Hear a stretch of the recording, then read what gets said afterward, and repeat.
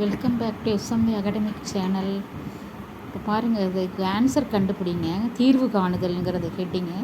ஒரு மேல்நிலைப் பள்ளியில் உள்ள 4 பிரிவு மாணவர்களுக்கு கீழ்கண்ட பாடங்கள் பயிற்றுவிக்கப்படுகின்றன. மாணவர்கள் எண்ணிக்கை, பிரிவு, பாடங்கள். பாருங்கள், நல்லா கவனிங்க. மாணவர்களின் எண்ணிக்கை வந்து 37. பிரிவு ஏ. பாடங்கள் தமிழ், ஆங்கிலம், கணிதம், வேதியியல், உயிரியல். 42 மாணவர்கள் வந்து பி செக்ஷனில். தமிழ், ஃப்ரெஞ்சு, இயற்பியல், வேதியியல், கணிதம், கணினி அறிவியல். 29 பேர் வந்து சி செக்ஷனில். தமிழ், ஆங்கிலம், இயற்பியல், வேதியியல், தாவரவியல், விலங்கியல். மாணவர்கள் எண்ணிக்கை 36. பிரிவு டி. தமிழ், ஆங்கிலம், கணிதம், பொருளாதாரம், கணக்கு பதிவியல், வணிகவியல். இப்போ இது கீழே இருக்கிற ஆன்சர் நீங்களே கண்டுபிடிங்க.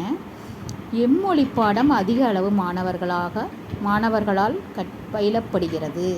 ஃபஸ்ட்டு ஒன் தமிழ், ஆங்கிலம், ஃப்ரெஞ்சு, ஹிந்தி. இந்த காலத்தை மேலே இருக்கிற டேபிள் காலத்தை வச்சு எம்மொழி பாடத்தில் அதிக மாணவர்கள் பயில்கிறார்கள்னு கணக்கு போடுங்க. அடுத்தது செகண்ட் ஒன், ஆங்கில மொழி பாடத்தை எத்தனை மாணவர்கள் பயில்கின்றனர்? கீழே கொடுத்துருக்காங்க ஆப்ஷன் 92, 102, 144, 146.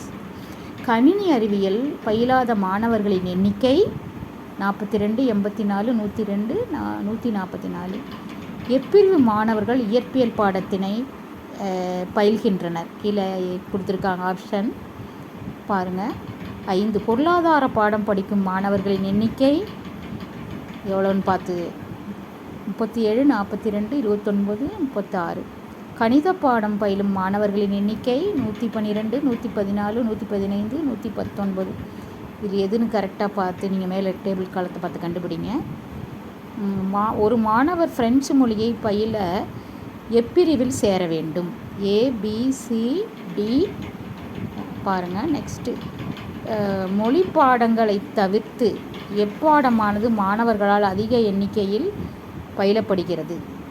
இயற்பியலா, வேதியியல், கணினி அறிவியலா, கணிதமா அப்படின்னு பார்த்து சொல்லுங்கள். இதுக்கு ஆன்சர் வந்து I will tell you tomorrow, நாளைக்கு சொல்கிறேன். இது நீங்கள் வந்து நீங்களே கண்டுபிடிங்க. கமெண்ட்ஸில் சொல்லுங்கள். சப்ஸ்கிரைப் பண்ணுங்கள், லைக் பண்ணுங்கள். தேங்க்யூ.